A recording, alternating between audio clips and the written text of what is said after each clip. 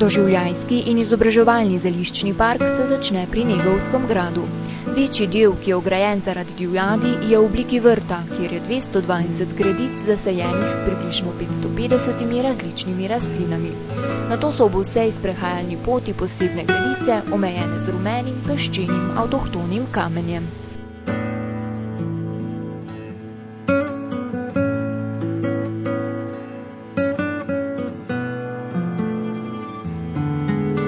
Kljub temu, da zeliščni park v tem času ni v največji vegetaciji, na gredicah še vedno najdemo zanimive in cvetoče rastline, ki popestrijo jesenski sprehod. Od volčjega jabolka, ki ga boste najlažje prepoznali jeseni, kot cvetna čaša okoli jagode oziroma plodu naredi zelo značilno oranžno odevalo, in do zdravilne borage, ki med drugim pomaga pri kašlju in revmi.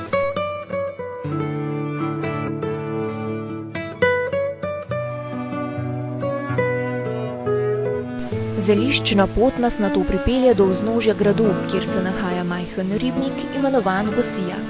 Ta je eden od 7 grajskih ribnikov in od katerih sta ostala le 2. Tu si lahko ogledate tudi nekatere vodne rastline, celotna pot pa je dolga približno 1 kilometer.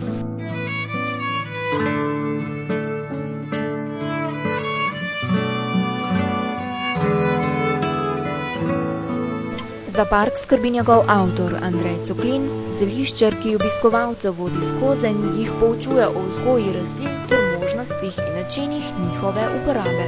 Na tej progi so različne, vse so zdravilne rastline, so pa različne, od tistih vrtnih, njivskih, travniških, parkovno grmovje, parkovna drevesa, gozdna drevesa, sadna drevesa, tudi sadno grmovje, marsikera okrasno grmovje je tudi dejansko zdravilno. Zeliščarja Andreja, ki se je zdravilnimi rastlinami začel intenzivno ukvarjati pred 15 leti, lahko obiščete tudi v njegovem hramu zelišč v Čerešnjevcih, kjer najdete najmanj 450 različnih izdelkov.